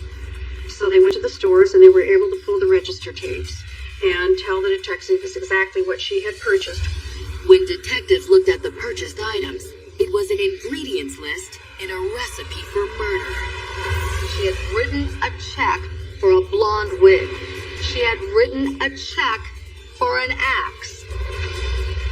Despite Diana's insistence that her checks were stolen, the signatures on each one matched what the bank had on file for her. It was her trademark signature. For investigators, it was a slam dunk. They had purchase records for a getaway car, a murder weapon, and a disguise. She was trying to disguise herself. On August 1st, investigators again placed Diana Hahn into custody. But this time, she was under arrest for murder. Despite hours of grueling police interrogation, Diana stuck by her story. Diana's alibi for the day of the killing was that she had gone on a long bike ride that day. Then, a surprising witness showed up at the police station with rock-solid proof that Diana wasn't the only one who might have blood on her hands. This woman named Sally approaches the police and actually tells them this very detailed story. 40-year-old Sally told police that before Michael met Diana, she had been in a 3-year affair with the father of 2. During that time, Michael made it very clear to Sally that he was not happy about his marriage. And Sally said Michael always laid all of the blame on Sherry. He would tell her how much he despised his wife. He wanted her just to, quote-unquote, disappear. According to Sally, as time went on, Michael became very specific about what he meant by disappear. I want her to die. I want her to suffer. And he even suggested that Sally might be the one to make that happen. He wanted Sally to kill Sherry. He wanted her to be stabbed, and he wanted her to be thrown off of a cliff. Sally told police that they broke up before she was sure just how serious Michael was. But when she heard about the discovery of Sherry's body, she had to come forward. She thinks to herself, I need to be calling the police because this very man suggested to me that I kill his wife. What is the first thing that Sally does? She contacts police. Police were stunned. Had Michael scouted and recruited Diana to do his dirty work? Was he the mastermind behind the elaborate kidnapping and brutal murder? Investigators needed a solid connection to prove the two-person conspiracy theory. Their search began with Michael and Diana's phone records. Right away, they hit the jackpot. What they realized is at the time of the abduction, there were many, many phone calls and communications between Michael and Diana. To police, that indicated one thing. Michael is the guy who's giving her instructions from A to Z on how to off his wife. A further record search put the icing on the cake. Just days after his wife goes missing, he files for a separation. And bank statements revealed that Michael had already made financial plans for a future without Sherry in it. Michael actually looks into her retirement funds and wants to cash in on all this money. Police now believed that while Diana may have been Sherry Dowley's killer, Sherry's husband Michael was the one behind it all. On November 15th, police arrested Michael Dowley and charged him with first-degree murder and kidnapping. It's clear that he masterminded it, and it's clear that he convinced her to do the dirty deed. But while police were convinced of the couple's guilt, would a jury agree? And how much longer would Diana and Michael remain silent about the crime and loyal to each other? At Diana's trial, prosecutors walked the jury through what they believed happened the day Sherry disappeared. This was an act of rage. This was an act of vengeance. This was a horrific murder. Diana, clad in her blonde wig and tan suit, confronted Sherry in the parking lot where Michael told her she would find his wife. The counterfeit cop gave Michael's illegal activities as her reason for arresting Sherry. We have your children. We found drugs in your house. Terrified and confused and unable to see through Diana's disguise, Sherry complied. Diana Hahn placed handcuffs on her, opened the rear door, put her hand on Sherry's head, and put her into the back seat. Diana parked in a remote wooded area, pulled a knife, and viciously attacked the shocked mom. Handcuffed and strapped into her seat by the safety belt, Sherry had no way to defend herself. While Sherry is trapped, she begins stabbing her repeatedly, over and over again. But as Diana dragged her rival to the ground, she realized to her horror that Sherry was still alive and kicking. Sherry still has some life in her and wants to fight back. Coming up, shocking testimony as love and hate go on trial. She just went buck wild with an axe.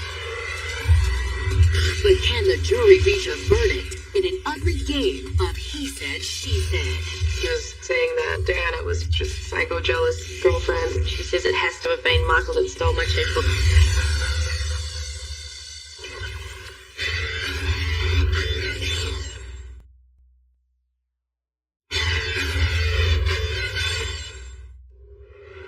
Ventura, California, 1997. Sexy countergirl Diana Hahn and her married lover and boss, Michael Dowley, have been charged with murder and kidnapping in the brutal 1996 death of Michael's wife, Sherry. Prosecutors at Diana's trial laid out the murder in painstaking detail. Diana thought she had successfully abducted and murdered Michael's wife, Sherry, until Sherry, bleeding from multiple stab wounds, attacked her. Then, Diana took drastic measures to make sure that Sherry was going to keep still. Forever. She just went buck wild with an axe and severed Sherry's head. Diana's defense strategy was to stick to the story Diana had given police from the start. Diana's defense was that she had nothing to do with the murder, and that her checkbook was stolen. And in a shocking turn, Diana's legal team offered up a new theory about just who had stolen the checkbook from Diana. She says it has to have been Michael that stole my checkbook. According to Diana's defense team, Michael had recruited yet another one of his bevy of secret lovers to kill his wife, frame Diana, and get away scot-free. It was some prostitute that Mike had put up to it. But would the jury believe that Diana was a victim? After 4.5 days of deliberations, the jury announced their verdict. We, the jury, in the above entitled action, find Diana J. Hahn guilty of willful, deliberate, premeditated murder. While the jury didn't buy Diana's story, she did receive a break during sentencing. Diana Hahn was eligible to get the death penalty. The jury did not give it to her. She was given a life sentence instead. Not long after, Michael Dowley faced his day in court. The real issue is what was his involvement in the murder, and did he plan the murder, or was he the mastermind behind it? Prosecutors alleged that Michael was just as responsible for Sherry's death as Diana. The fact that Michael wanted his wife dead was well documented in court by a string of witnesses. This man hated his wife. This man told people I wouldn't divorce her, I would kill her. Using the phone records, prosecutors once again took the jury through each step of the murder. Only with Michael guiding Diana through the plan.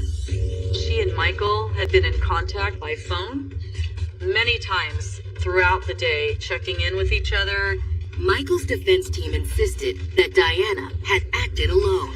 The defense attorney in Michael's case was saying that Diana was just psycho-jealous girlfriend. But the jury disagreed. Michael was found guilty of first-degree murder, kidnapping, and conspiracy. Like Diana, he too was sentenced to life in prison. Two people that were so turned on by each other that they could rationalize murder had in the end turned on each other in court. Diana and Michael really threw each other under the bus and blamed one another for everything. The aspiring model and the unhappy, hard-partying dad had cast themselves as fantasy figures in a bright future. Now, they were stuck with the sad reality of who they really were. You have a bad guy who's a lot worse guy than anybody really realizes. And you have a bad girl who's a lot crazier than anybody realizes.